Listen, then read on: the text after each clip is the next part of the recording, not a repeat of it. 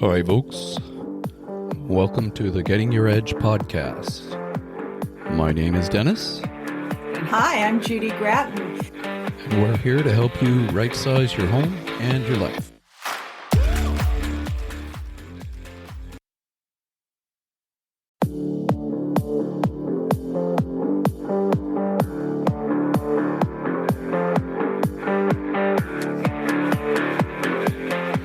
Excellent. And good day, everyone. This is episode 24, Getting Your Edge, How to Right-Size Your Home and Life podcast. And we're here with Libby Carr, and she's going to talk about insurance. Not exactly our people's number one topic, but gosh, is it important? Before we get started, I just want to let you know that we have other episodes of this podcast that we'd love to have you visit. We also like to have you like, follow, and comment on this episode or any other episode of this podcast. Those likes and shares and so forth really help us build an audience. So my co-host here is Judy Gratton. Hello, Judy. Hello, Dennis. Hi, Libby. Hey there. So let's get going, Libby Carr. Give us some information about who you are, the name of your company, and what you do. Okay, thank you. Thank you both so much for having me on today. I really appreciate this chance to talk about my business and get to know more people. And the name of my business is Carr Financial Advocates. I'm primarily in the insurance business, and that meaning being life insurance, annuities, disability income, and long-term care are the types of insurance that I'm licensed to sell and have been involved in for about 25, 30 years. And I also have a financial education seminar that I'm currently revising a little bit, but soon we'll be offering it again to the public. And with that, Dennis, could we put up the graphic? Absolutely. This sort of gives a frame for where I'm coming from and how I like to work with clients. Several years ago, when I was designing my financial education seminar, I know that often people use the term or the idea of saving for one's nest egg, and meaning how much retirement, creating a pool of money that they can then draw on during retirement. And for some reason, my mind just went to seeing a much larger picture. And this is the picture I drew. So it's really a nest of eggs, being plural. I think there's 13 here. And the top ones are what I call the tangible assets, your Social Security income, financial investments, real estate, your salary if you're still working, what the expenses are, and insurance protection. And there's many other tangible assets. But the intangible assets below the red line are all the assets about our life and our personalities that drive and create the tangible assets. So our prosperity thinking, our creativity and imagination, lifelong learning, one's spiritual life, your health, having a certain amount of grit, which is a can-do attitude, and most importantly, your community of family and friends. So all of those intangible assets will drive the tangible. And I just like this slide because it gives people a much larger frame of how to think about financial planning and what you can control and how you can learn. I just think it's a bigger picture. So, and in that context, the insurance piece is a very important piece, like you both were saying earlier.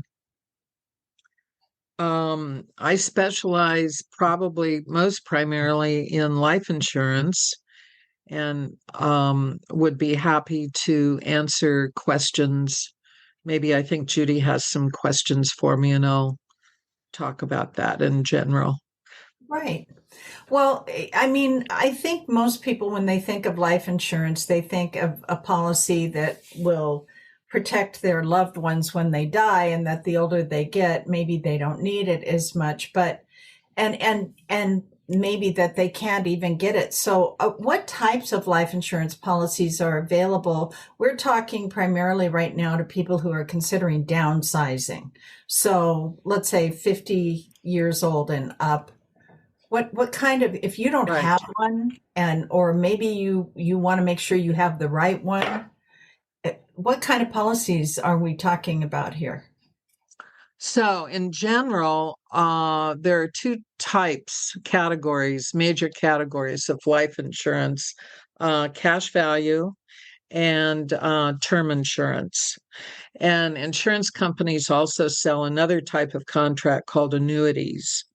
That contract is a very different agreement than a life insurance policy. So, life insurance policies, both cash value and term, basically have the contract between the individual and the insurance company that if the insured dies, then the company will pay off whatever the death benefit is that the client chose to purchase. So you buy any kind of life insurance, not just with money, but also with your age and your health status. So because it's all about actuarial science, and that's all about risk. So the insurance company is always looking at the question of what is the likelihood or what are the chances that this person who has applied for a policy with us is going to die and will have to pay off a large death benefit. So the younger one is and the healthier one is, then the less risk is involved that that's going to happen anytime soon. Hence, the premiums are lower.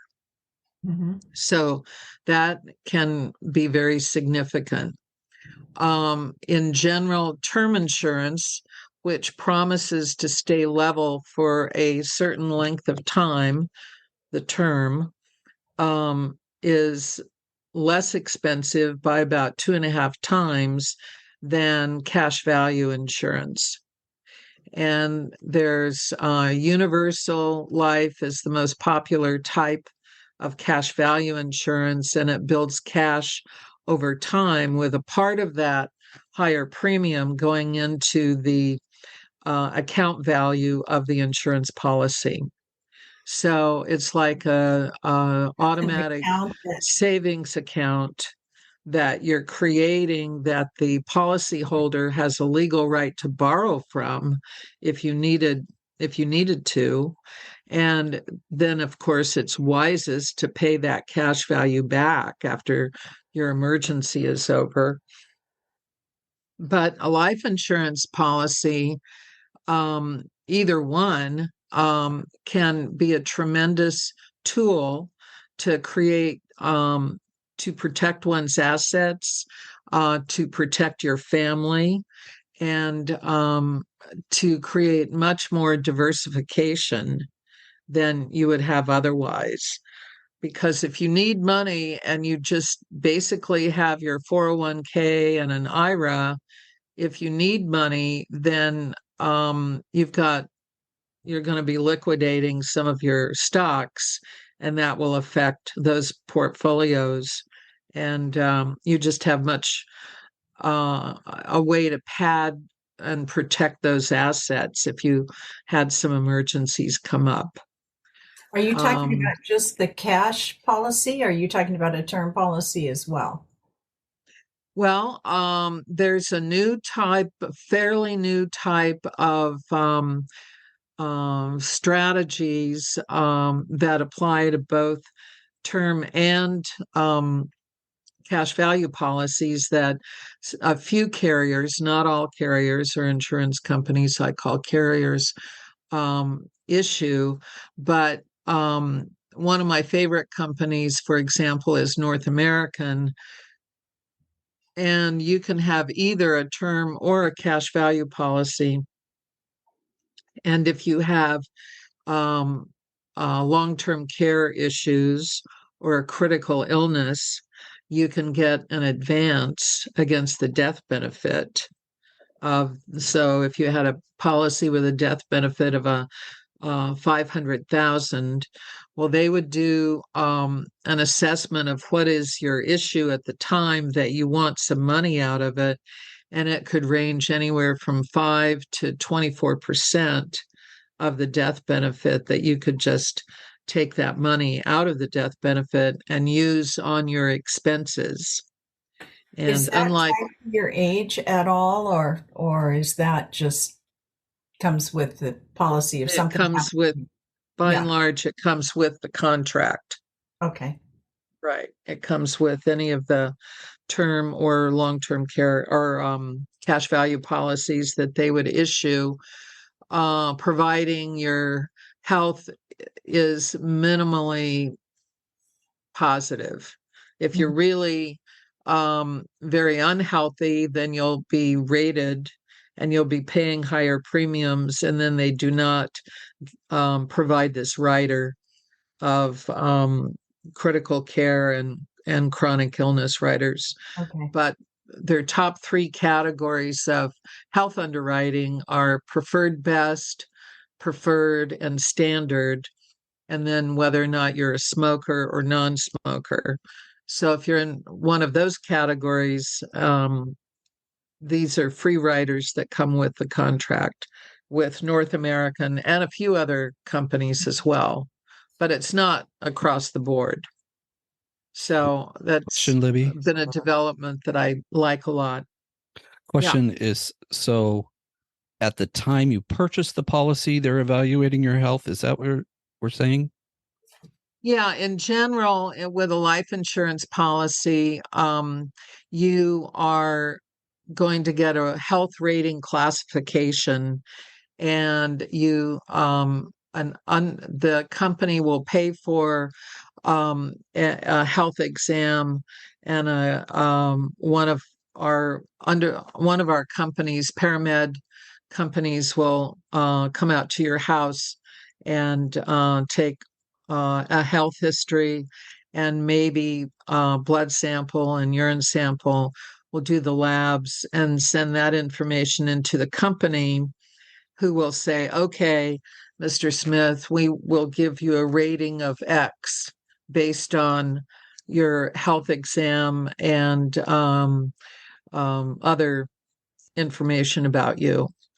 So that's true of a lot of insurance policies in general, depending upon what the person's age is and how much of a death benefit you want. It may be where you are younger, and I mean younger, even under 70 years old, and your health rating, your health history looks good enough to where they'll give you a good rating, and those two riders I talked about. Maybe your question pertained to the riders. When you want to exercise the rider, you will then talk with the company, and they'll ask you questions about your then health condition, but to determine how much of the death benefit you can get advanced between 5 and 24%. But the policy would have been issued long before then. I think that's a part of insurance. I mean, I didn't know anything about that, and you said it was relatively new. And from the standpoint of being someone who's downsizing and suddenly you're going to be relying on a more fixed income, you're probably not going to be working, you're retired. I love that idea of this policy that if there was an emergency health issue, that you could get some of that money up front. I think that's something that a lot of people may not know about. And you mentioned 70 years old. Is there an age limit to where you cannot get that? Yes, on cash value policies, the general issue age in the top range is 90. Oh my. On term insurance, you can still get it at 75, 80, 85 years old, but they decrease the length of the time of the term. Oh, okay. So So can maybe you it give an example? totals 80, maybe you apply at 80 and you can only get it for a 5-year term. Okay. If And then you at the are, end of that term, you're done. That policy is gone, right? Technically, what happens with a term policy is that at the end of the term, well, for the whole term, the premium has stayed level. Mm-hmm. And then at the end of the term, it converts to what's called annual renewable term. And each year, then the premium significantly goes up. So one would not want to keep that term policy if you're healthy enough to get another one, Mm-hmm. because it would be cheaper to get a new one and start with a new term. But if you're not healthy, you, as the policyholder, have the right to say, no, I really want to continue this.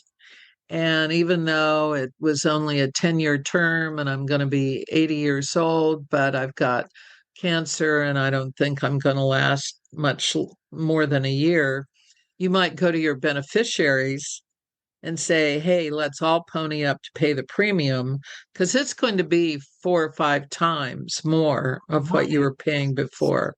So can you give an So, example of what it would be? And let's say someone 55 years old in good health got one of these term policies and then decided to hold on to it after it expired. Can you kind of give an example of? well, that's scary because I need a computer to figure Okay. that out. But I would just to give you ratios, I would say, first of all, you have to ask the question, how much is the death benefit? Okay. So, because that totally drives the premium. So Mhm. let's say the death benefit was 250,000. It's a 50-year-old person. It might be like $150 a month premium. And I'm just really guessing there. Yeah, that this is not It, sealed in stone. This is right. just So hypothetical. if at the end of the term, that $150 a month premium will jump to like $900. mm, Oh It'll my. jump significantly. And that's because they are trying to get rid of that risk. They want Okay. that policy off the books. However, it is up to the policyholder. And if you now know that you are not healthy and you want to keep it in force, you might call on your family to help pay the premium, because the ball's in your court in terms of that decision. Yeah, and it might be worth the money to put it out Yeah, there. and Be you around wouldn't for keep years. it if you were serious. If you knew you were seriously ill, you might want to keep it Mhm. so it would pay off the death benefit, which could be, many more times the amount of premium you ever paid into it. Mhm.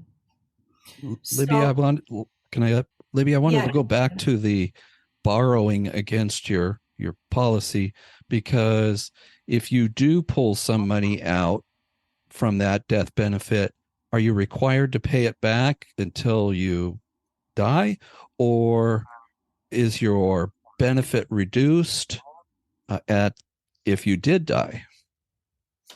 Yeah, again, you can pull cash out if you have a cash value policy, not a Mm-hmm. term policy. Um, and and if you are not required to pay that money back, but depending upon the numbers, and you can always get what's called an in-force illustration. So you ask the insurance company, okay, what if I wanted to pull $10,000 out of the cash value, how would that affect the policy? And you'll get an illustration into the future to give you those answers. So yes, it could reduce the death benefit. And if you didn't pay the cash value back, the cash back, or if you borrowed too much, it could collapse the policy. Mm. So any policy has to have enough in it to pay for the cost of insurance and the expenses of the insurance company. So, but that's well within a ratio, and the good carriers, in my opinion, give you plenty of information on how to watch those ratios. Thank you. How do people determine how much they need? You were talking about, the value of the policy. Right. Can you help them make that decision, or we have financial inventories, a financial inventory of, how much are your expenses, how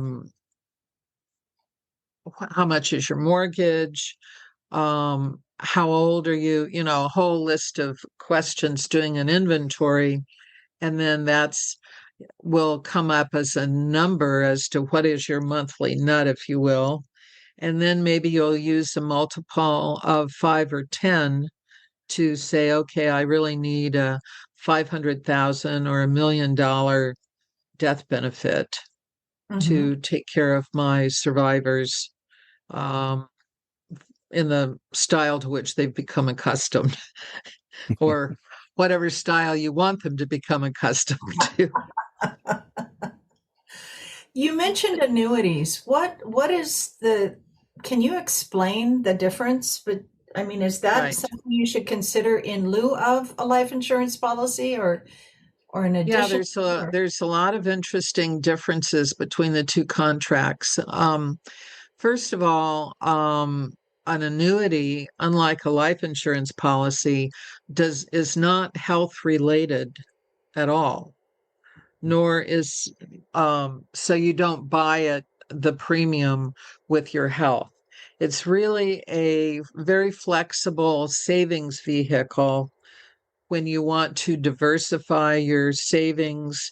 Let's say most of your money is in the stock market and you aren't comfortable with the volatility, and you should diversify. And maybe you got an inheritance and you want to keep that money safe and yet make sure it's earning better than a savings bond or something at the bank.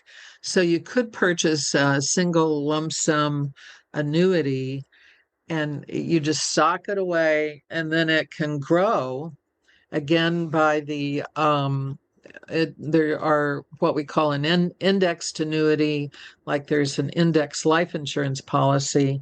And what that is it will track the S&P 500. An index is used by the insurance company to determine how much interest will be credited to that contract every year. And what they do, the beautiful thing about this on both types of contracts, is the account value will either be going up each year, or if there's a crash in the market, in the stock market, it will stay even. It won't go down. Okay. Unlike your 401k or any money in the market goes up and down with the volatility of the market. But an indexed annuity or an indexed cash value life insurance policy, the account value is actually in a side fund of the insurance company, and it's not actually in the stock market. Okay. They have staffs that play options and will be able to credit on an annualized basis the gain in a year's period of time of the S&P 500, or you will get zero, but that's when Zero is your hero, meaning you didn't have to take a hit. Mm-hmm. So your cash value stays the same. And then the next year, market has a gain. And so you're going up from an even position rather than a down position. So an annuity is your money. You're putting the money into it just as you would be Right. paying a life insurance policy, but it's there no matter what, and it grows based on the interest that is accumulated by the investments or what they do within the market. And then if the market crashes, you don't lose anything, as you said. Right. So if you buy $100,000 annuity, you're putting $100,000 into this over a period of time, right? Or you could do it as a lump sum, or you could do it monthly or quarterly. Yeah, Okay. there's various types of annuities in terms of how often you pay the premium. Maybe it's just a single one-time premium, but you can, so it's a contract with what I call Daddy Warbucks, who has a large life insurance company. And all of a sudden, I've got a contract or an agreement where I'm guaranteed at least the amount of money that I put into it, but also probably more based on how the account value gains or how it's credited, the annual crediting rate. The other thing is that you can borrow up to 10% of the account value without taking a surrender hit. Annuities come with a surrender period that go like for 10 years, oftentimes, or a 7 year, but it might be 9, 8, 7, 6, 5. It decreases by 1% Mm-hmm. until it's zero in the 10th year. But during those first 10 years, you can still use up to 10% Oh, typically. okay.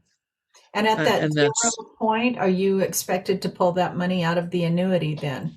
no, you can leave it and let it continue to do what it was doing, or you can annuitize it. And to annuitize it is basically, okay, saying, I want to switch from the accumulation phase and go into the distribution phase. Oh, okay. And then you're deciding how do you want to receive that money out, including the account value, the crediting amounts that it grew to.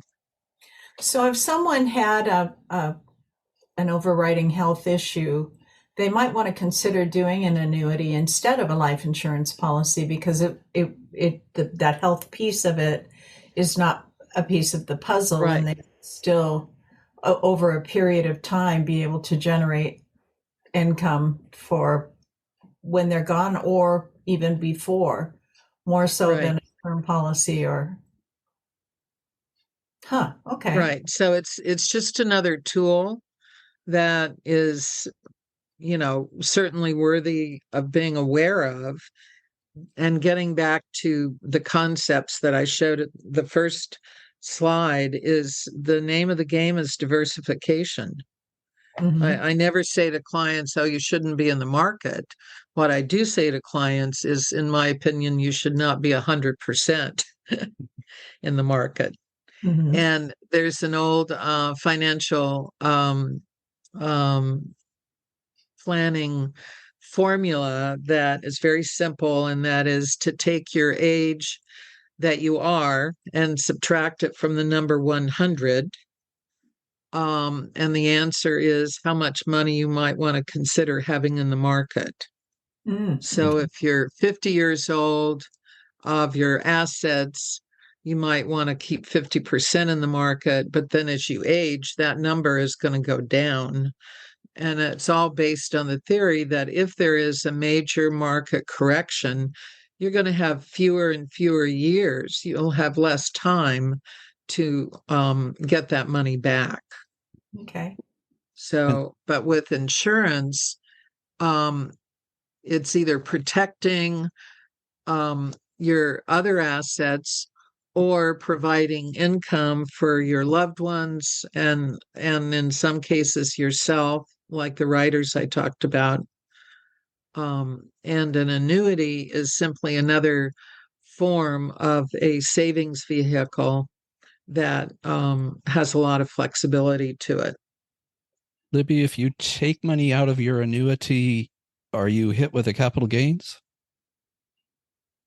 You can be hit with a capital gains tax depending upon how large it is, how much, the before the capital gains tax kicks in, and whether or not the annuity itself is set up as an IRA, which is money that you never paid taxes on. So yes, you'll have to pay tax on the whole thing when you start drawing it out.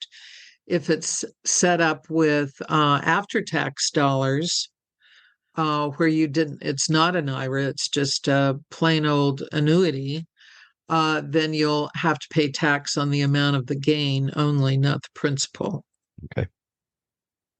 Okay. So yeah. And are there any health restrictions that you know of that automatically bar you from buying a life insurance policy? There's really very few.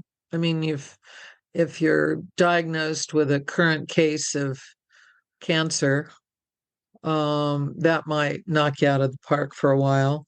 But generally speaking, you can get a policy. It's a question of what is your health underwriting rating going to be, and that will determine one of the major elements of what determines the premium. So many insurance companies go up to a table 10. So that's you have your preferred best, preferred standard, and then standard. So 3 top categories. And then under that are tables 1 through 10, which is determined by the underwriter as to what are your health issues. And you're going to have I'm sorry, continue. Well, you have to have pretty serious illnesses before you can't have a contract at all. And this will vary from company to company also. Okay. So, and so is it as your job? Are you do you go from company to company if you have, issues trying to find the best policy for people? Yes, that is the role that the agent, especially the independent agent, which is what I am. In the world of insurance, it used to be when my father was a life insurance agent, you were a captive agent and you could only sell for, like my father was with Bankers Life of Des Moines, Iowa. He was a captive agent. Or New York Life still has captive agents, or Mass Mutual, and but then in the meantime, many insurance carriers have said, "Oh, this is too expensive and piece of overhead for us. Let's just try and capture as many independent agents who want to do business with us." So what happened? A new organization was created called IMOs, Independent Marketing Organizations, and I've got a great IMO named Pacific Insurance in Bellevue with a really great staff. And so what they do is they want to establish relationships with as many independent agents like myself as possible. And to do that, they will provide ongoing training, like a weekly or monthly seminar. They will keep up, their staffs keep up on new product knowledge. They they watch the underwriting. They do my back office work. So when I turn in a policy, they then shepherd that policy through the carrier that they thought was most likely to give the best deal or the best offer to the client. And they will know, like my IMO has, I would say, an active relationship with about 20 carriers. And they probably have 600 agents across the country under their wing. And so they bring a lot of influence to those carriers to place that business. And they will know which of the carriers have what type of products and have better tolerance for certain health conditions than others. And so it's this whole level of knowledge that the IMO brings to me, the independent agent, because they want my business.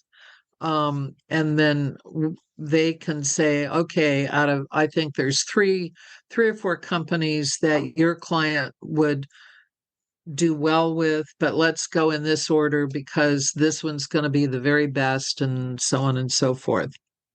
So I follow their lead because their staff keeps up involved in those conversations with the carriers much more closely than I do. Mm-hmm.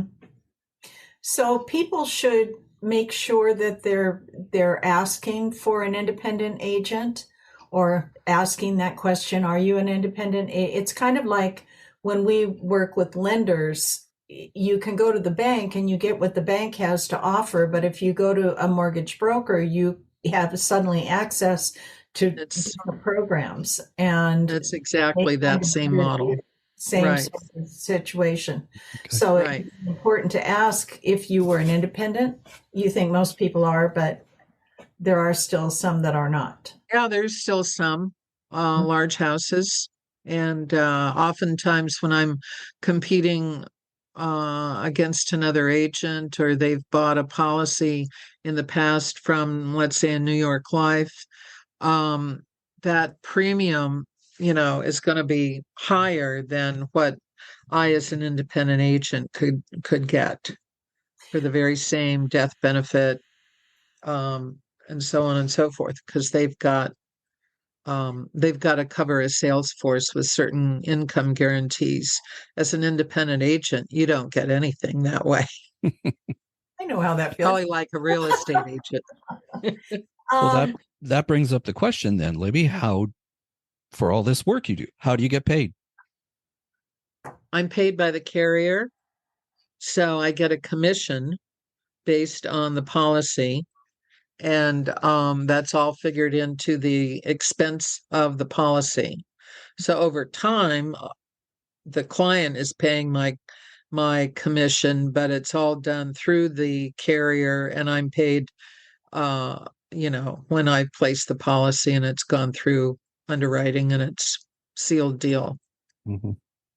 So there's not an out-of-pocket expense for your services.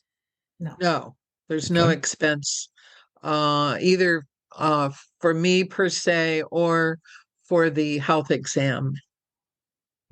Okay. And they can have, of course, the results themselves. Now, you mentioned the health exam, and I have heard some pretty pie in the sky insurance ads on different radio stations and whatnot, where you don't need a medical exam, or you can even have diabetes, or, you can get a $2 million policy for $200 a month, even if you are 80 years old. And you begin to wonder. Right. So what's going on there is the premiums of those promises are going to be much higher, quite significantly higher than carriers that do look at the actuarial risk. So it's all a matter, it's kind of like, I don't know, an elephant of who's holding an ear, who's holding a tail. There's many different parts to it, but it's all the same variables when you look at the big picture. So yeah, you can get a policy that doesn't have underwriting, but you're going to be paying 2 or 3 times as much premium as that you might get from another company that does do underwriting. And because your degree of health is still better, and they're changing the health requirements. The other day, I learned that one of my carriers no longer has the issues that it once had with anxiety medication or other psychological medications within a certain tolerance. Mm-hmm. So they used to do underwriting where if you had those in your medical record, that would drive the premium up a bit. And now that particular carrier is saying, no, that we're okay with that now.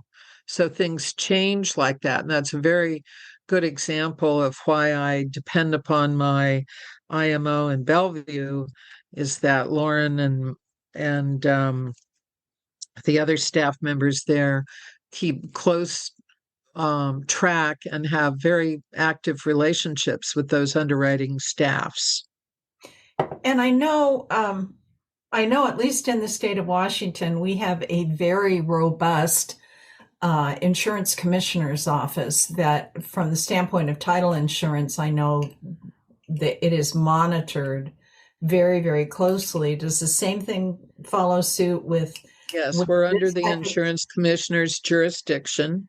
We have to maintain our license and take an exam every 2 years and have continuing education hours. That is what the exam is based on every 2 years. You have to be licensed, pass an initial exam.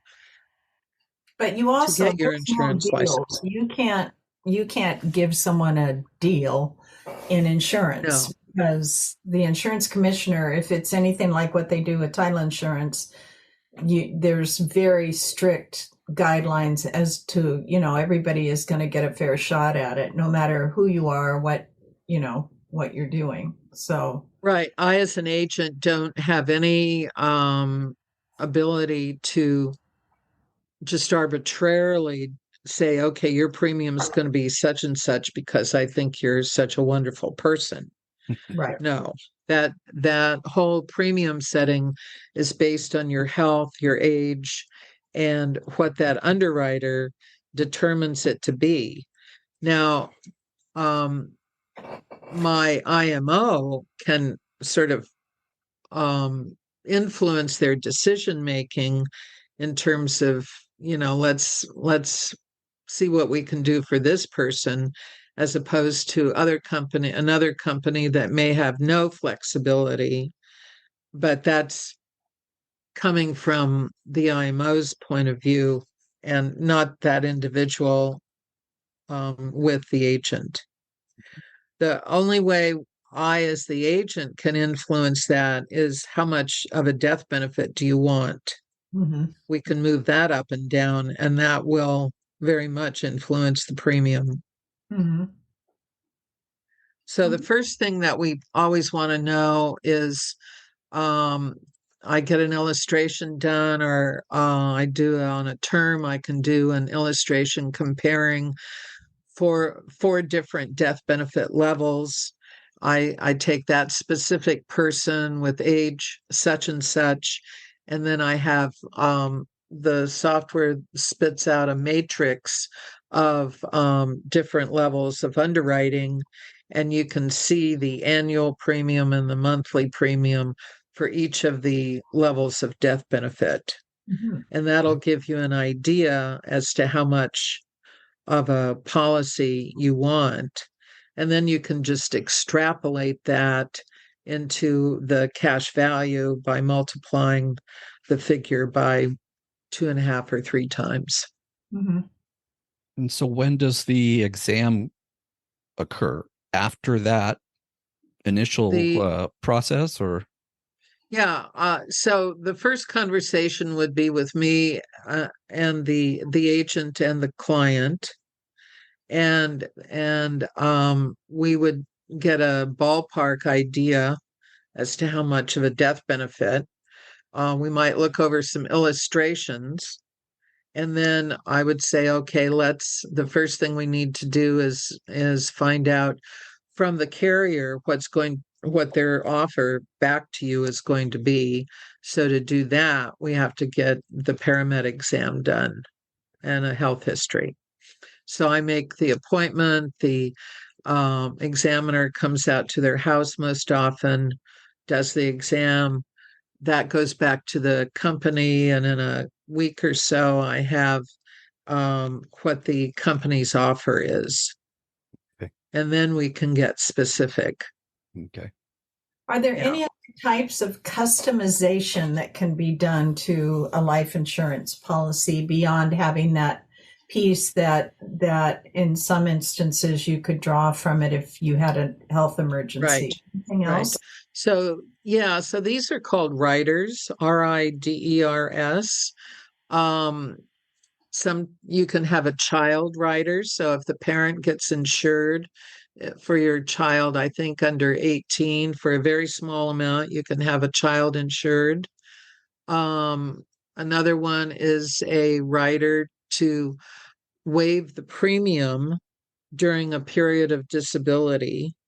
So if you are technically disabled, the premium can be waived and the insurance policy stays in force.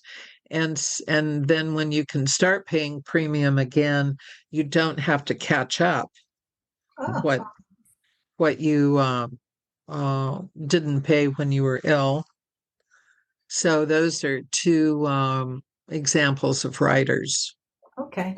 And how it can be customized. So each rider, though, will add a little bit to the premium. Is that correct? It can. Some riders are free and some do charge a little bit and add to the premium. So other customization is often what is the purpose of the policy is often how it's, is this primarily for your protection for your spouse and children, or is this because you're in a business partnership? And if the one partner were to die, the other partner doesn't necessarily want to be in business with the former partner's spouse.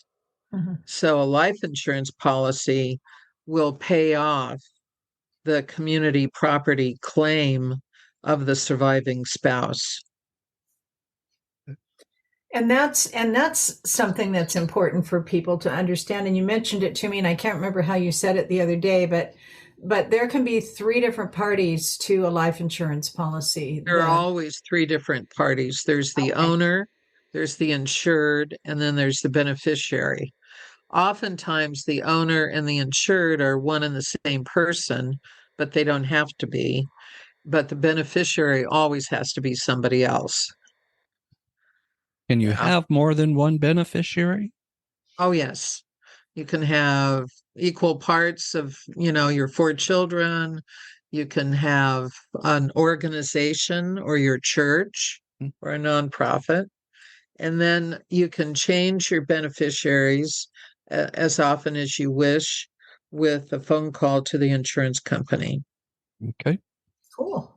So it's very flexible that way. And we talked to something, I'm not sure if you sell this product, but when you get your mortgage, when you buy a house, sometimes they offer you mortgage insurance so that the mortgage would be completely paid off if you were to die. Is that something you deal with? No, that's attached to your mortgage. I see. How we would deal with that, let's say you didn't have it, but you wanted that. So in doing the calculation to answer the question that Judy brought up of how much life insurance do I need? Well, if you want to include how much do I have left on my mortgage, let's say it's $200,000. Well, you could include that amount in determining how big a death benefit you need. Okay. So you could pay for it from that point of view, yes. Okay. But so then you wouldn't need to carry mortgage insurance if you have it figured in your life insurance policy. Okay. Judy, do you have anything else for Libby? I think that's it. I think you covered it beautifully, Libby. Your information, I noticed, is at the bottom of the handout that you gave us, the nest eggs. And we will be posting that, correct? Yes, we Yes, will. I hope so. Yes, Yeah. we will. So if people want to reach out to you, they can just reach out to either that phone number, and your email address is also on there, I believe. Right. Good. And I'd also like to put in a plug for my Christmas book, How do the Reindeer Fly? She's Judy's a also fan an of author. this. That's right. Yeah, Judy's a big fan of this book. Yeah. And I will send a picture of the cover to Dennis, so that will also be on the website. Mhm. Or I can show you the Do you have cover the of cover it right now. Yeah, let's show it. I do. Let's see. This makes a Change great view. Christmas gift. I'm going to change our view so it gets a little bit bigger.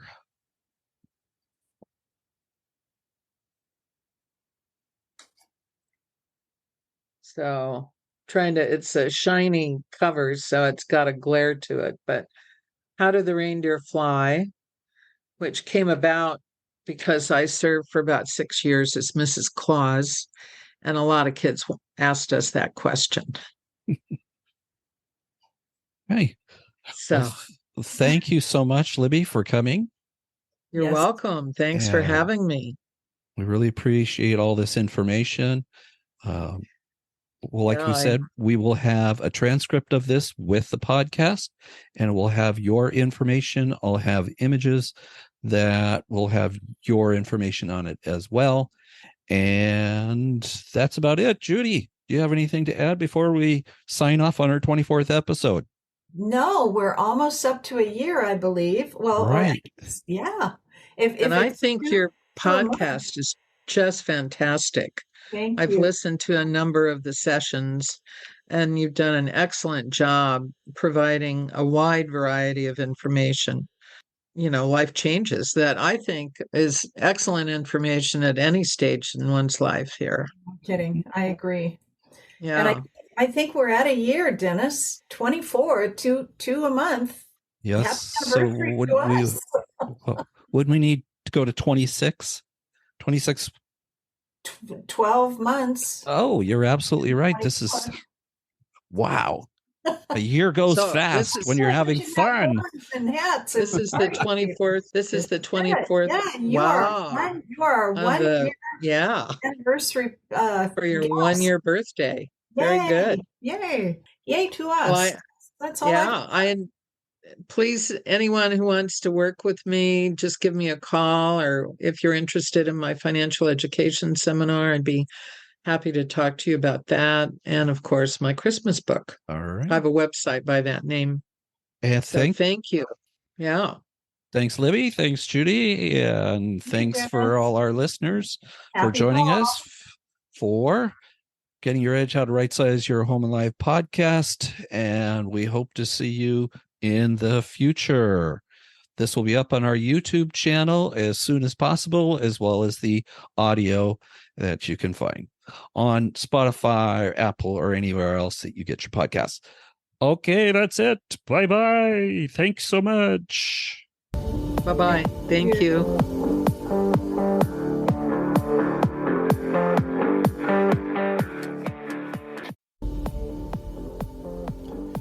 That's it, folks.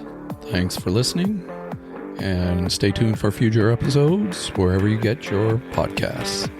Thanks. Goodbye.